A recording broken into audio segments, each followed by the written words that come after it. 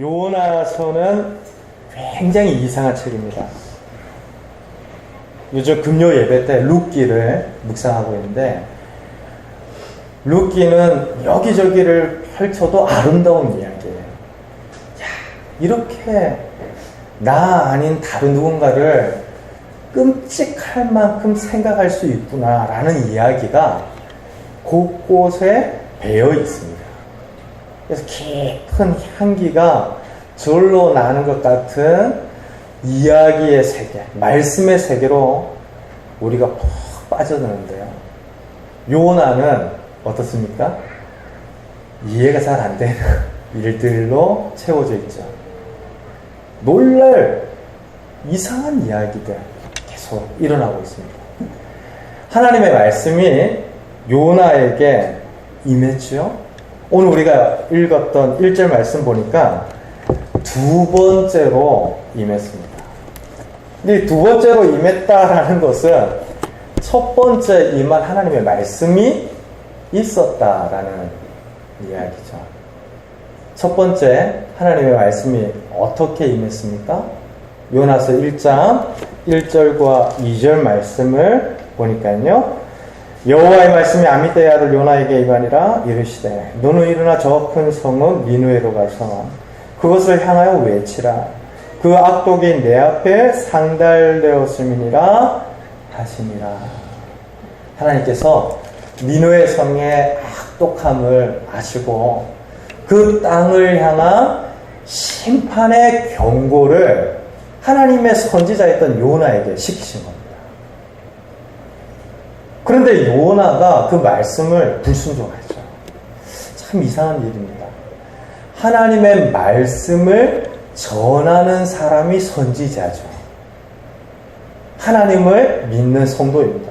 그러면 정당하게 하나님을 믿으니까 하나님이 말씀을 하시면 그 말씀을 따라 행하는 것이 그 사람이겠거니라고 예상하지 않습니까?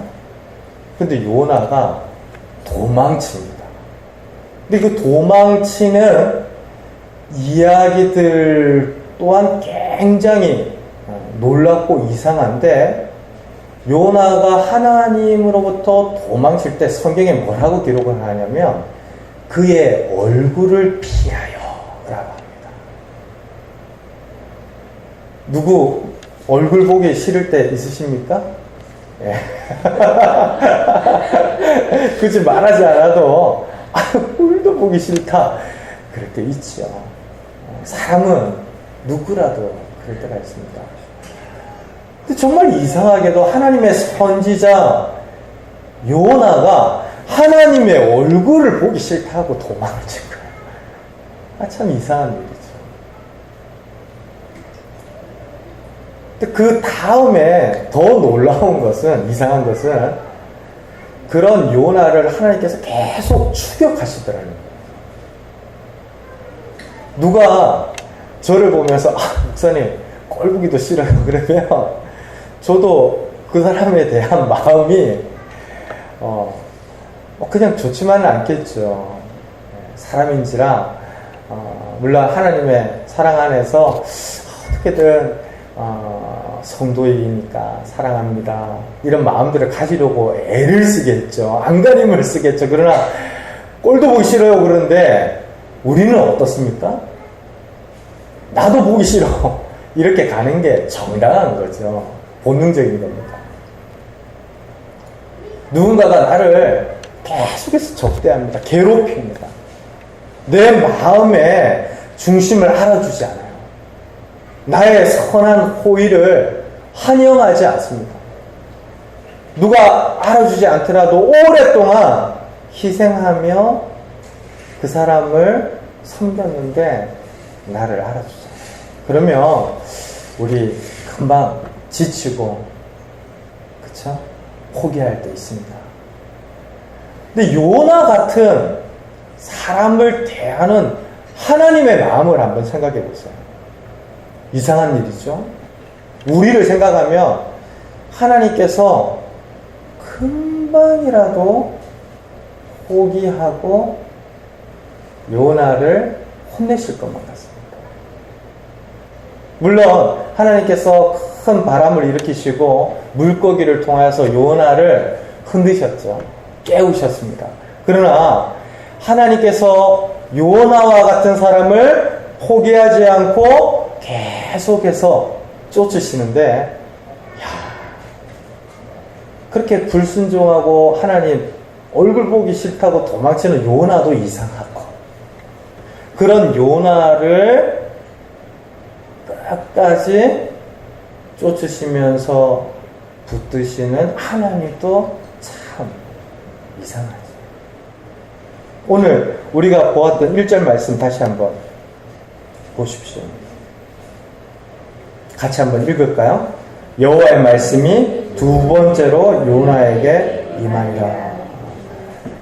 이 두 번째로 임하니라 라고 하는 이 표현이 앞서 요나서 1, 2장을 통하여 살펴보았던 이상한 모든 과정들이 다 담겨져 있는 표현이죠. 그런데도 하나님께서 다시 두 번째 기회, 두 번째 말씀을 요나에게 허락하십니다. 사랑하는 성도 여러분, 요나는 철저하게 실패했습니다.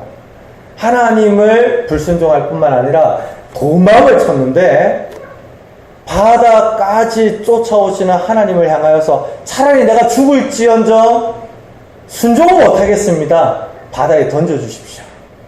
그렇게 이방인 선원들에게 요청해서 바다에 던져졌던 사람이 요나입니다.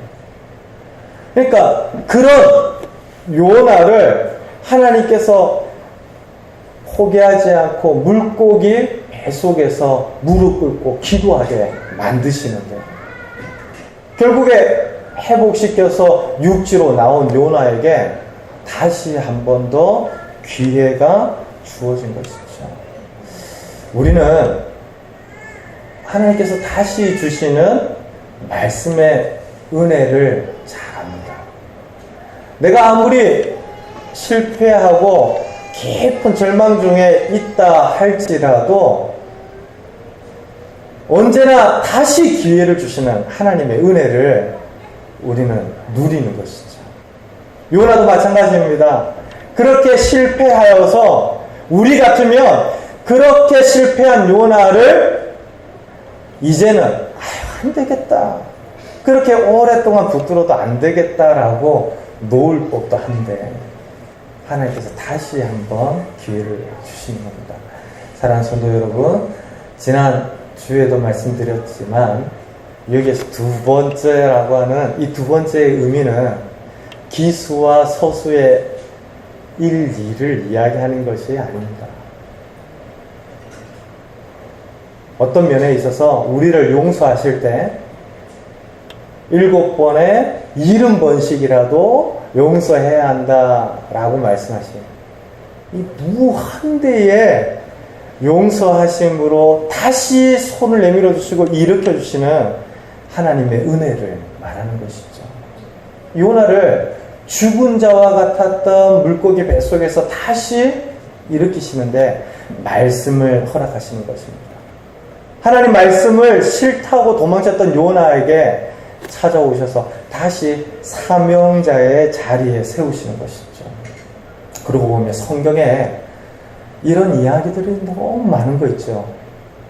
모세 아실 겁니다. 아까 주일학교 아이들하고 예배를 드리는데 성경 인물 중에 누구를 알아요? 그랬더니 모세요. 모세는 아는 겁니다. 이집트 왕자 때문에 아는 건지 몰라도 모세가 40세 때 실패하죠.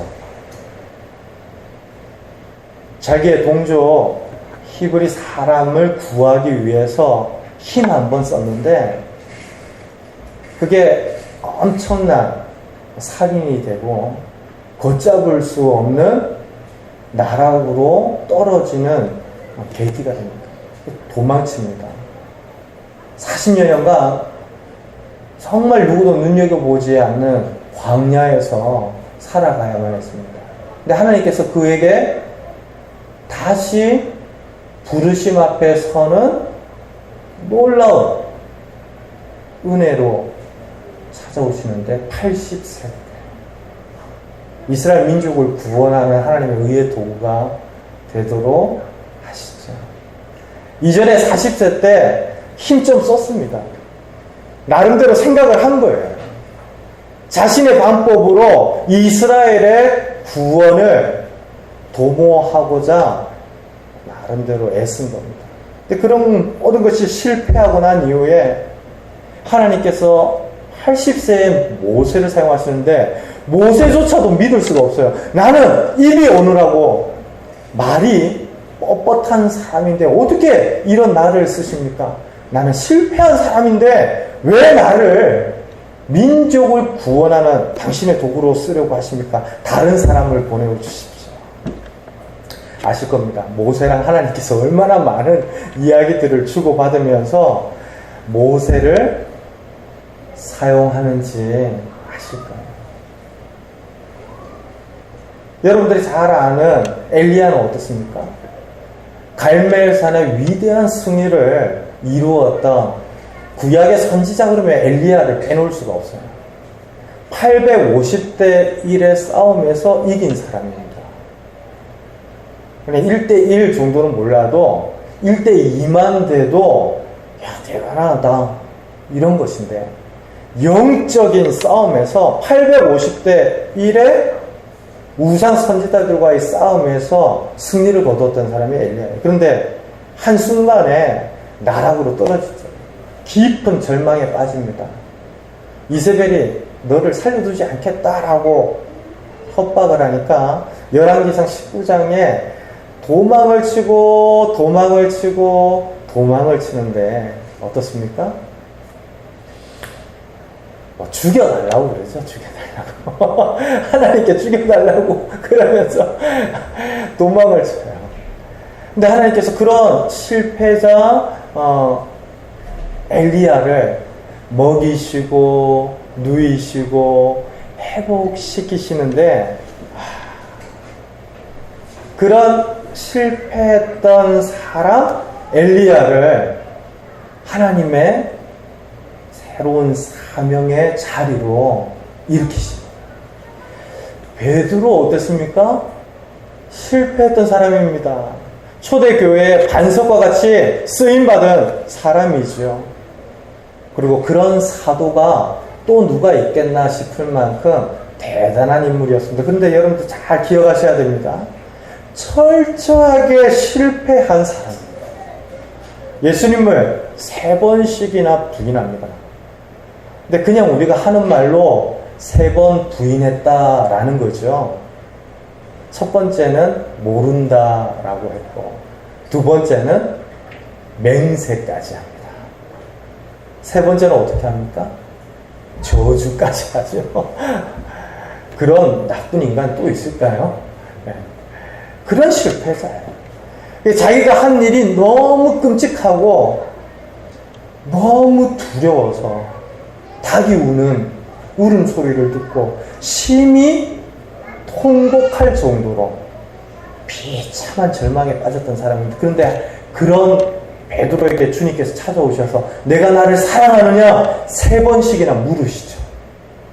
3번 부인하고 맹세하고 저주했던 베드로의 상처를 싸매어주시고 만지시면서 실패했던 모든 응어리들을 다시 하나님의 은혜로 채우시면서 일으키기를 원하십니다.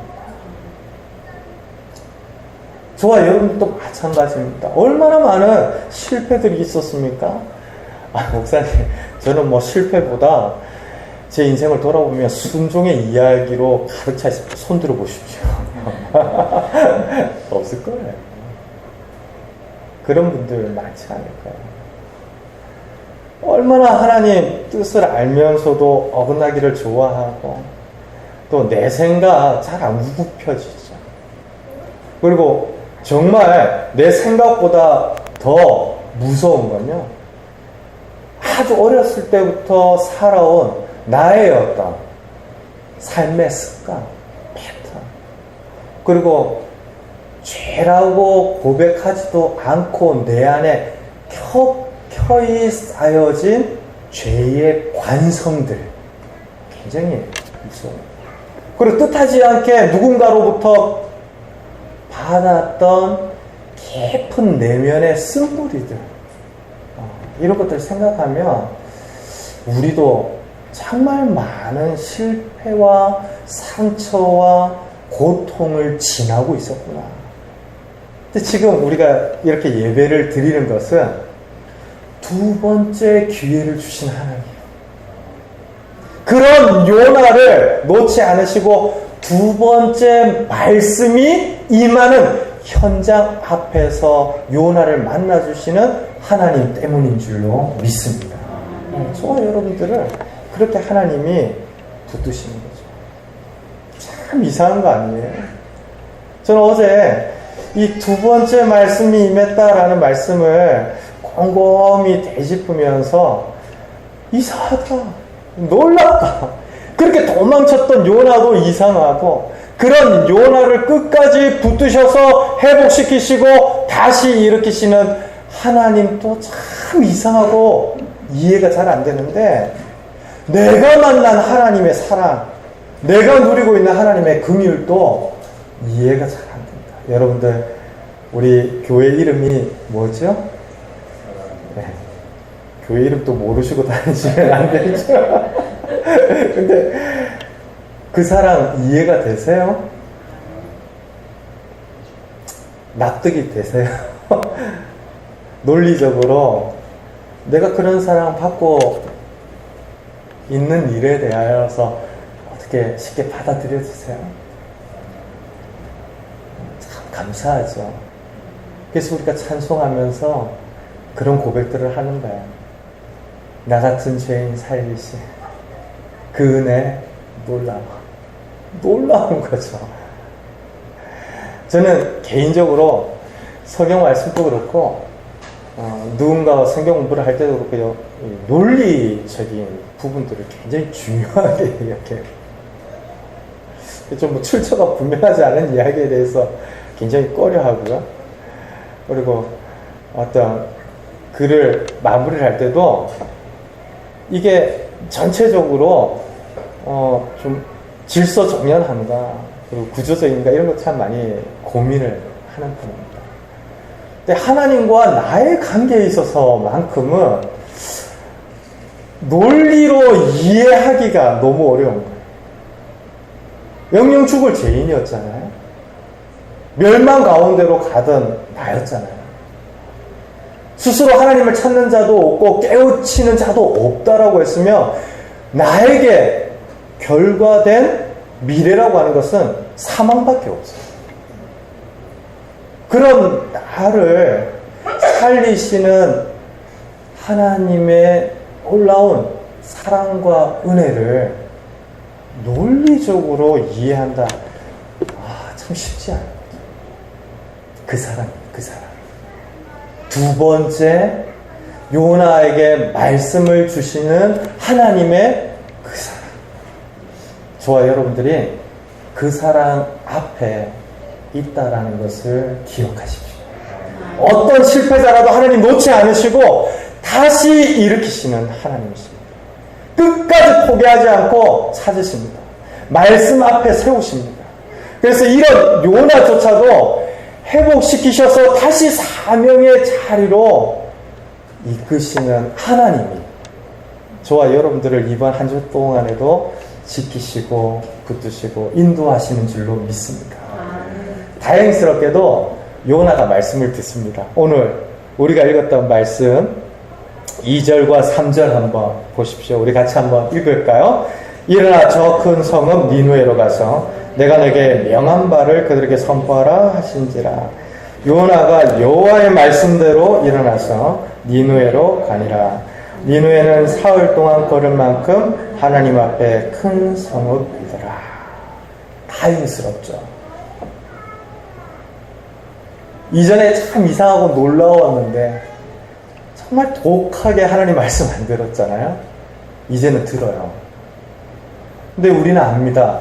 지난주에도 함께 살폈지만 본능적이고 어린아이와 같은 기도일지라도 하나님을 향하여 드리는 그 기도 가운데 열리는 은혜들이 있습니다. 순종도 마찬가지입니다.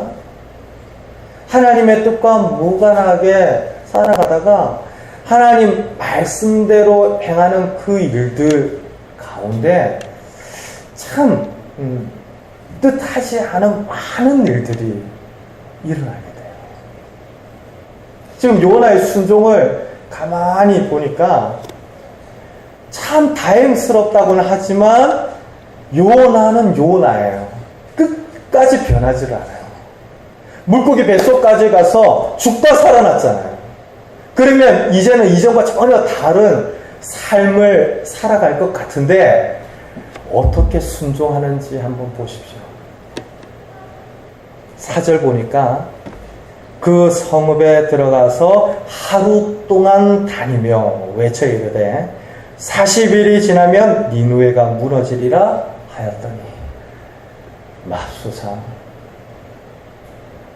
우리가 읽었던 3절 말씀에 니누에는 큰 성읍입니다.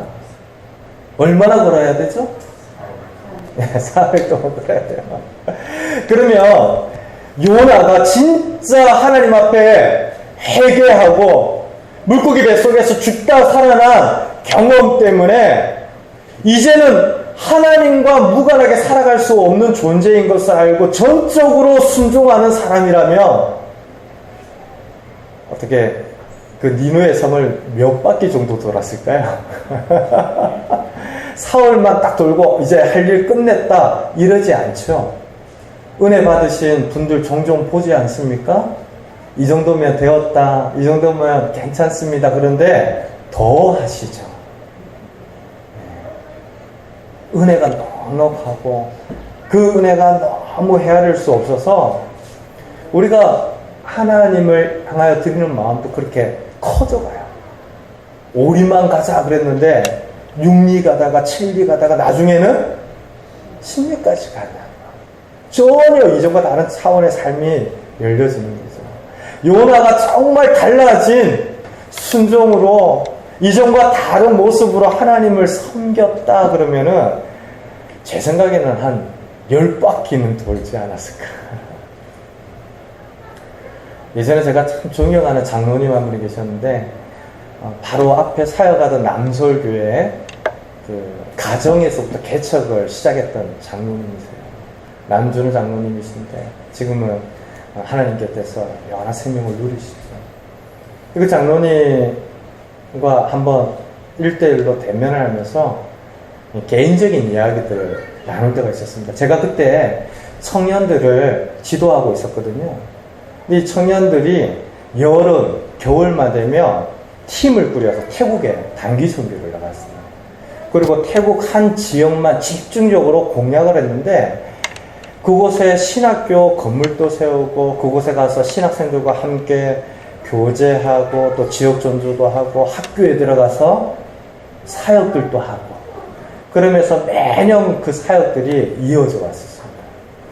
근데 제가 장로님께 그런 말씀 드렸어요. 그 장로님께서 처음 태국 선교를 시작한 분이셨기 때문에 장로님, 제가 청년들이랑 태국을 다녀올 때마다 참 답답합니다. 이 태국이라는 나라 조금 아시죠? 이 불교의 영향권 아래에 있어요. 그래서 뭐 이렇게 세상 전반에 돌아가는 일들에 대하여서 굉장히 염세적으로 받아들이는 것을 잘합니다. 그래서 기독교가 들어간 건 우리나라보다 더 오래되었어요. 근데 그런 복음도 받아들이면서 예배 처소에는 국왕의 사진이 걸려있어요. 그리고 국왕의 생일이 되면 국왕 앞에 절하고 예배를 드려요. 그러니까 하나님만을 인정하고 경외하는 진짜 날선 복음이 교회를 일으키고 성도들을 불러 모으는 것이 아니라 이래도 괜찮고 저래도 괜찮고 이런 삶의 전반적인 세계관이 곳곳에 배어 있습니다. 그래서 이 사람들이 사는 나라인지 개들이 사는 나라인지 잘 모르겠어요. 곳곳에 개들이 들어 누워 있고 근데 밤늦은 시간에, 죄송합니다. 이러면 제가 태국을 굉장히 폄하하는 것 같이 되면 안 되잖아요. 태국 기회 되면 다녀오십시오. 굉장히 좋은 나라예요. 그런데 그 나라의 형편을 생각하면서 답답합니다. 열매가 없는 거예요. 너무 허무하고 윤회 사상에 사로잡혀 있고, 그리고 이 세상의 전반적인 일들에 대해서 허무한 세계관들이 놓여 있다 보니까 참 어렵더라고요.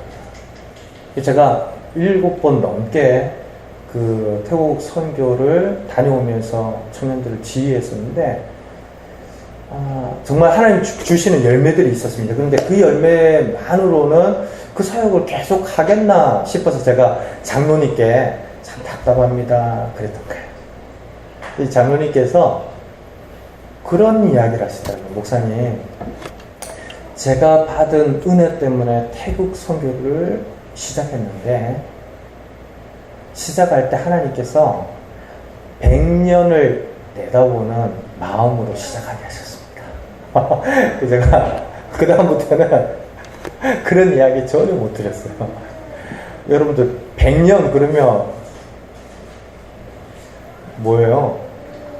우리 살다 부르심 받아서 하나님 곁으로 간 이후에도 계속 되어질 은혜의 크기를 염두에 두고 사역을 시작했다는 겁니다. 그래서 제가 그 장로님 말을 들으면서 참 크시다. 은혜 받은 분들이 이런 비전의 크기, 이런 영적인 전망의 크기를 가지고 선교를 시작하셨다. 그런 거죠. 그런데 지금 요나 보세요. 물고기 뱃속에서 3일이나 있다가 살아났으면 사흘 동안 걸어 다녀야 될 정도의 큰 성읍인 니느웨를 수십 바퀴 돌아다녀도 다함이 없다. 더 할 수 있을 거다라고 생각할 터인데 하루 다녀요. 인색하죠. 부분적인 순종이에요. 참 물고기 뱃속에서 기도하는 것도 그러지 않았습니까? 본능적인 기도였는데 발등에 불이 떨어져서 정말 지푸라기 잡는 기도였는데 그렇게 은혜로 살아난 요나이지만 순종하는 거 보니까 부분적인 순종. 그뿐만이 아닙니다. 그가 전한 메시지의 내용을 가만히 한번 주의 깊게 보십시오. 분명 1장 2절에는 니느웨의 악독이 내게 상달되었다. 그래서 하나님께서 심판하시고 경고하시는 거다라는 구체적인 내용이 담겨져 있어요. 근데 물고기 뱃속에서 들어가 있다가 살아난 요나가 전하는 메시지의 내용을 한번 보십시오. 무슨 이야기하죠? 40일 더이면 너희 큰일 난다 이야기하고 있어요. 너희 이제 죽었다 이야기하고 있습니다. 사랑하는 성도 여러분, 우리가 믿지 않는 분들에게 복음을 전할 기회가 있습니다. 근데 그 복음이라고 하는 것은 하나님이 누구신가? 우리는 어떤 형편에 놓여 있는가? 그런 우리를 하나님께서 어떻게 사랑하시는가라는 내용들로 복음, 복된 소식은 채워져 있습니다. 그냥 여러분들 사람 많은 곳에 가서 요나처럼 한번 외쳤다 생각해 보십시오. 40일 뒤면 당신들 죽습니다. 그러면 우리 다 왕따 되는 거예요. 왜 그렇습니까? 그건 복된 소식의 구체적인 정보를 담고 있지 않기 때문입니다.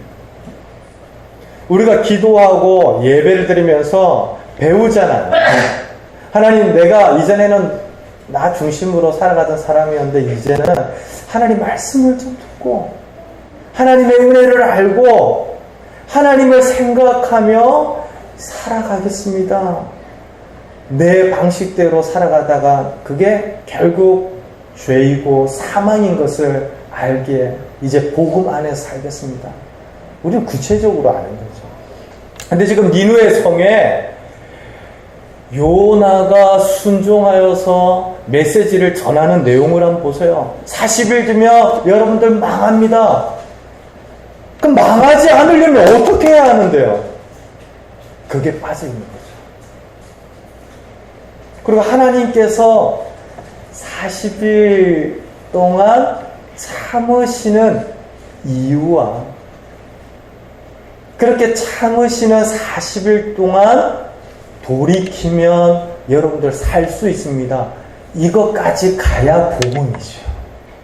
주 예수 그리스도를 믿어라. 그리하면 너와 내 집이 구원을 얻으리라. 이게 복음이에요. 세상을 향한 멸망과 심판이 복음이 아니라 어떻게 하면 당신이 살아날 수 있고 이 땅에서 천국을 누릴 수 있고 행복한 인생이 될 수 있습니다. 이게 복음이죠. 지금 요나가 니느웨 성에 가서 전해야 할 복음이라고 하는 것도 하나님과 하나님의 계획에 대한 메시지여야 하는데, 야, 너희 이제 큰일 났다. 두고 봐라. 너희들 이제 다 죽었다.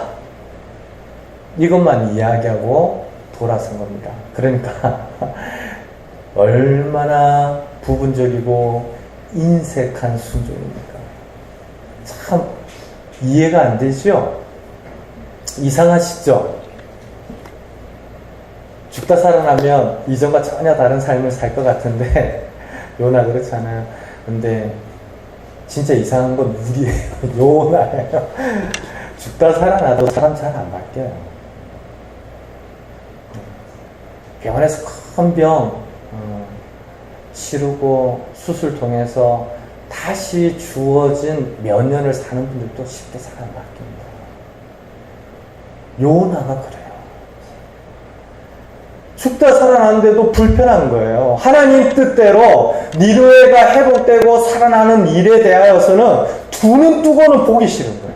그래서 니느웨에 가서 순종하긴 하는데 부분적으로 순종하죠. 인색하게 순종합니다. 그런데 더 이상한 일이 일어납니다. 그런 반토막난, 반쪽짜리 순종인데 니느웨에서 사람들이 회개하기 시작해요. 5절 말씀 보십시오. 우리 같이 한번 읽을까요? 니느웨 사람들이 하나님을 믿고 금식을 선포하고 높고 낮은 자를 막론하고 굵은 베옷을 입으시라. 사흘 동안 다닌 것도 아닙니다. 하나님에 대하여서 구체적인 정보를 알려준 것도 아니에요. 돌이키며 회개하며 여러분들이 살아날 수 있습니다라는 복된 소식을 전한 것도 아닙니다. 다만 여러분들 그렇게 살았기에 40일만 지나면 여러분들 죽습니다. 이 이야기 그냥 반나절 지나면서 외친 것 뿐이에요. 그런데 그 씨앗 같은 복음이, 하나님의 말씀이 호수에 돌을 던졌을 때 큰 파장을 일으키며 동심원이 퍼지는 것처럼 니느웨 성 전체를 요동치게 만들었습니다. 사랑하는 성도 여러분, 그 토막난 순종, 반쪽짜리 순종도 하나님께서는 사용하십니다. 그렇게 부분적인 순종도 하나님께서 사용하셔서 놀라운 생명의 역사를 일으키시는데, 그런 은혜와 역사를 요나에게 경험시키면서 하나님께서 바라시는 일이 뭘까요? 이런 본능적인 기도도 들으니까 나는 계속 절박한 문제가 생겼을 때에만 기도하겠습니다. 그걸 가르치신 걸까요? 이렇게 반쪽짜리 순종, 인색한 순종이어도 하나님께서 니느웨 성 전체를 살리는 역사를 일으키실 정도니까 나는 그렇게만 순종하고 살려, 이걸 이야기하는 걸까요? 아니죠. 여러분들 이런 말씀을 들으면서 야, 반쪽짜리도 쓰시니까 난 반쪽짜리여도 괜찮겠다 이런 생각하시는 분 안 계시죠? 이런 조금만 순종도 하나님께서 역사하셔서 많은 사람들을 회복시키시고 살리시는 하나님 나라의 큰 일이 이루어진다면 성도 한 분 한 분의 순종이 얼마나 귀한 것입니까? 저와 여러분들의 토막난 순종이 아니라 하나님을 향한 순종과 넉넉한 순종이 얼마나 큰 은혜가 되겠습니까? 하나님께서는 요나에게 바라시는 거죠. 그리고 이스라엘을 향하여 바라시는 겁니다. 이렇게 작은 씨앗이 심겨져도 니누의 성 전체가 꿈틀거리고 하나님께로 돌이키는데 너희들은 그렇게 많은 말씀을 듣고도 왜 자꾸 어긋나고 하나님께 순종하지 못하는가? 하나님께서 거울을 통하여 비추이시듯이 니누의 성을 통하여 외치듯이 요나를 붙들고 말씀하고 있는 것이죠. 사랑하는 성도 여러분, 인색한 순종이어도 하나님께서는 사용하십니다. 그런 부분적인 순종이어도 하나님은 큰 일을 이루실 수 있으신 분이십니다. 그렇다면 한번 이 말씀 앞에 진짜 고민해 보십시오. 그냥 이대로가 좋은지 아니면 하나님의 말씀을 따라 더한 순종으로, 더 전적인 순종으로 그 말씀 안에 살아가는 것이 더 귀한 일인지를 한번 고민해 보십시오. 하나님께서는 이방인들을 언제든지 돌이키십니다. 니누의 성 전체도 회개하는 역사를 오늘 우리가 보았고 다음 주에 좀 더 깊이 들여다볼 겁니다. 진짜 문제는 요나 한 사람이었습니다. 그 사람이 하나님께 무릎 꿇고 그 사람이 하나님께 기도하고 그 사람이 하나님께 순종하기까지 하나님은 오래 참으신 것이죠. 그 사람의 작은 순종까지도 하나님께서 니누의 성 전체를 살리시는 일에 단초로 사용하시는데 그 토막난 반쪽짜리 순종이라도 하게 되기까지 하나님께서 기다리시고 붙드시고 간절히 원하셨던 겁니다. 아마도 이번 한 주 동안 우리를 향하신 하나님의 마음도 같을 겁니다. 성도의 순종을 기다리시는 거죠. 그리고 그 순종이 아무리 작아도 하나님은 일하실 줄로 믿습니다. 우리의 연약함, 우리의 부족함 아십니까? 죽다 살아나도 이렇게 한 주 예배를 드려도 전적인 순종에 이르지 못하는 우리의 형편을 누구보다 잘 아십니다. 그러나 그런 작은 순종까지도 들어 사용하시는데 이번 한 주 동안 그 순종을 통하여서 하나님께서 이루시는 놀라운 은혜들 함께 누리십시다. 그래서 우리를 들어 사용하시는 하나님의 귀한 역사 더 기대합니다. 우리의 인생 어느 한순간도 의미 없는 순간이 없다라는 것을 기억하면서 우리의 가족들, 우리의 동료들, 우리의 직장, 우리의 이웃들 섬기고 축복하고 그들을 선대하는, 그래서 하나님께서 기뻐하시는 일에 동참하면서 하나님의 역사를 함께 이루어 나가는 복된 성도의 영광, 그 부르심의 특권 놓치지 않고 누리시는 저와 여러분들 되시기를 주님의 이름으로 축원드립니다. 우리 함께